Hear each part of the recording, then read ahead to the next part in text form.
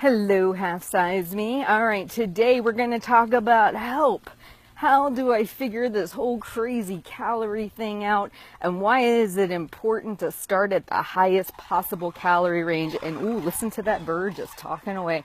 Why is it so important to start at the highest calorie range possible?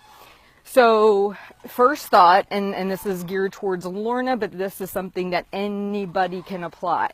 Number one, any calculator that gives you a number, immediately know it is not 100% accurate. There is no 100% accurate. No Fitbit device, no HR device, no calculator. I cannot stress this enough. Even if you went in to have a test done in a laboratory setting, that is at one point in time and it will change. Number one. Number two. If I were working with you, the very first thing I would want to do is figure out what your maintenance level calories are. Not what you can lose weight at, what you can maintain at. So, most people get frustrated. They go to some kind of calculator. It tells them 1,200, 1,400, 1,500 calories. Boom, that's where they start. I would make the argument find maintenance first because you're going to come back to it over and over again. So, let's just say you eat at 1,500 for a few weeks and something's happening, a vacation, something like that. We don't want to just go hog wild off the rafters. We want to go to maintenance calories. You don't know what those are right now. We want to establish that first. So baseline number one, maintenance calories. I say usually for 2 weeks is a good amount to see if you're actually maintaining your body weight. You can use calculators and devices to see what the average calorie burn for somebody your height and weight should roughly be. That will not be 100% accurate. Hence why I said give it a couple weeks. Once you've established your maintenance calorie range, then you want to take a deficit from there. A deficit can be how much you think is reasonable for you that makes your life wonderful and still losing weight. So if you are somebody who is burning, let's just use a nice round number, 2,500 calories a day in order to maintain your weight, if you wanted to take a 20% deficit, that would be 500 calories. That would be your cut to start with.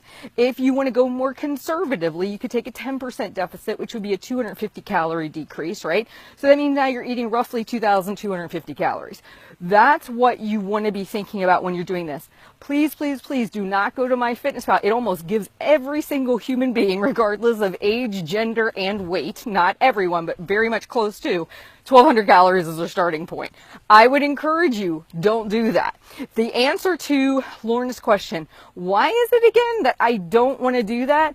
This is the answer. Because the longer you do this, let's assume you have a substantial amount of weight to lose.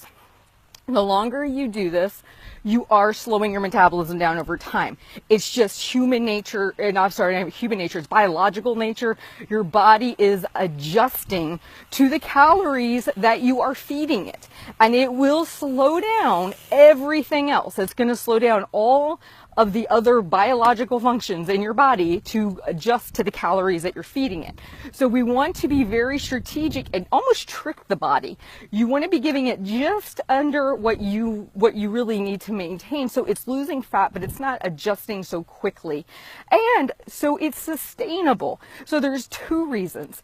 If you're doing a harder cut, like a 1,200 calorie a day diet, which is very low in my opinion, and almost nobody really needs to go to, if you are doing that, you are going to accelerate that adjustment that we just talked about. And I guarantee you aren't going to be able to stick on it very long. So again, if you have a lot of weight to lose, it's counterproductive.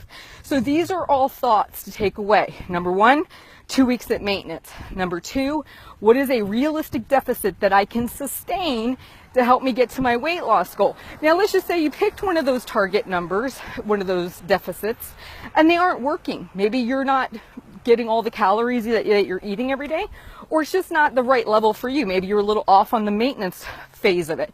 Then you could always decrease a little bit more. You've got wiggle room. If you go down to the basement, there's nowhere else to go from there.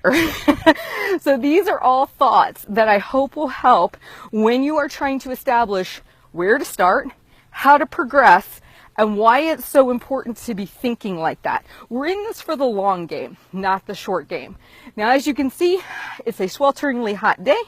I'm about to wrap up my walk. I hope that helps. And please make sure to share this with anybody else who's struggling with these issues. All right, I'll talk to you soon. Bye.